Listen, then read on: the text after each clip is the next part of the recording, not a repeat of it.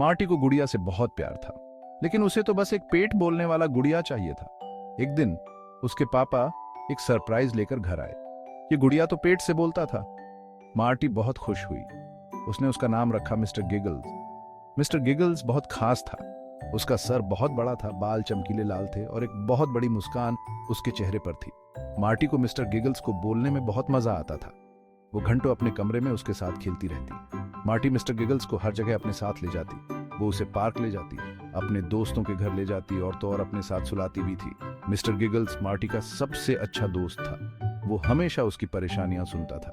वो कभी उसे जज नहीं करता था और वो हमेशा उसे हंसाता रहता था। लेकिन एक दिन सब कुछ बदलने लगा। मिस्टर गिगल्स अब उतना खास नहीं रहा।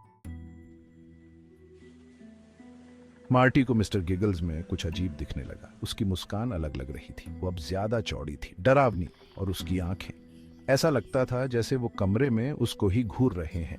मार्टी ने अपने मम्मी पापा को मिस्टर गिगल्स के बदलते चेहरे के बारे में बताया, लेकिन उन्होंने उसकी एक न सुनी।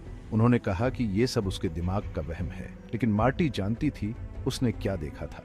मिस्टर गिगल्स बदल रहा था। एक दिन मार्टी की माँ घर पर अकेली सफाई कर रही थी। वो मार्टी के कमरे के सामने से गुजरी। उसे अपनी आंखों के कोने से ऐसा लगा जैसे उसने मिस्टर गिगल्स को देखा। उसका सर घूमा हुआ था। वो उसे ही देख रहा था। वो रुक गई और पीछे हटी, लेकिन मिस्टर गिगल्स तो बस बेड पर बैठा था। उसका सर तो सामने ही था। उसने अपना सर हिलाया। उसे जरूर वहम हुआ होगा।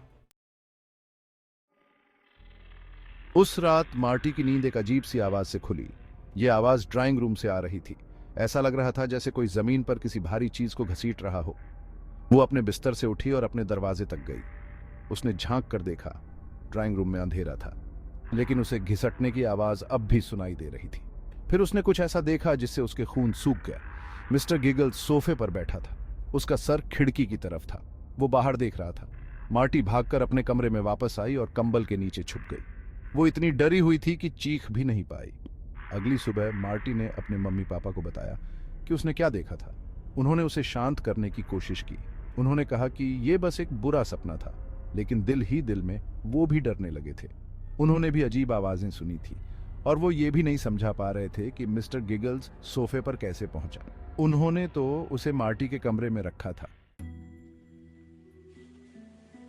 एक शाम मार्टी के अंकल मिलने आए थे। वो ड्राइंग रूम में बैठे एक किताब पिए आच रहे थे। मार्टी अपने कमरे में खेल रही थी। अचानक अंकल को एक आवाज सुनाई दी। आवाज धीमी थी, लेकिन ये एक आवाज तो थी। ये उनका नाम पुकार रही थी। उन्होंने चारों तरफ देखा, वहां कोई नहीं था। फिर उन्हें वो आवाज फिर से सुनाई दी, इस बार साफ। जॉन, आवाज ने धीरे से कहा। ये उनके भाई मार्टी के पापा की आवाज थी, लेकिन वो तो काम पर थे। वो सावधानी से मार्टी के कमरे की तरफ बढ़े। दरवाजा खुला था और वहां जमीन पर बैठा था मिस्टर गिगल्स। उसका सर उनकी तरफ घुमा हुआ था और उसका मुंह थोड़ा सा खुला था, जैसे उसने अभी कुछ कहा हो। जॉन वहीं जम गए। उन्होंने आज तक ऐसी चीजों पर यकीन नहीं किया था, लेकिन अब उन्हें खुद समझ नहीं आ रहा था।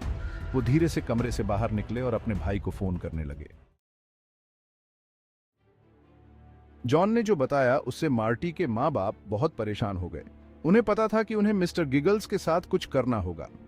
उन्होंने उससे पीछा छुड़ाने का फैसला किया। अगले दिन वो मिस्टर गिगल्स को पास के जंगल में ले गए। उन्होंने वहां लकड़ियां जमा करके आग लगाई। फिर उन्होंने मिस्टर गिगल्स को उस आग में फेंक दिया। आग की लपटें तेज हो गईं और उस गुड़िया के चारों तरफ नाचने लगी। वो देखते रहे जैसे मिस्टर गिगल्स जल रहा था। जैसे जैसे वो धुआं बनकर उड़ता गया, उन्हें राहत महसूस हुई। उस रात कई हफ्तों बाद पहली बार परिवार चैन से सोया, लेकिन उनकी ये खुशी ज्यादा देर नहीं टिकी। अगली सुबह उनकी आंखें एक डरावने मंजर को देखकर फटी की फटी रह गईं। वहां उनके घर के दरवाजे पर मिस्टर गिगल्स था। वो पूरा जला और काला पड़ा था, लेकिन वो अब भी मुस्कुरा रहा था और उसकी आंखें अब भी उन्हें ही घूर रही थी। परिवार डर के मारे कांप उठा। उन्होंने मिस्टर गिगल्स को जलाकर राख कर दिया था। फिर भी वो यहाँ कैसे?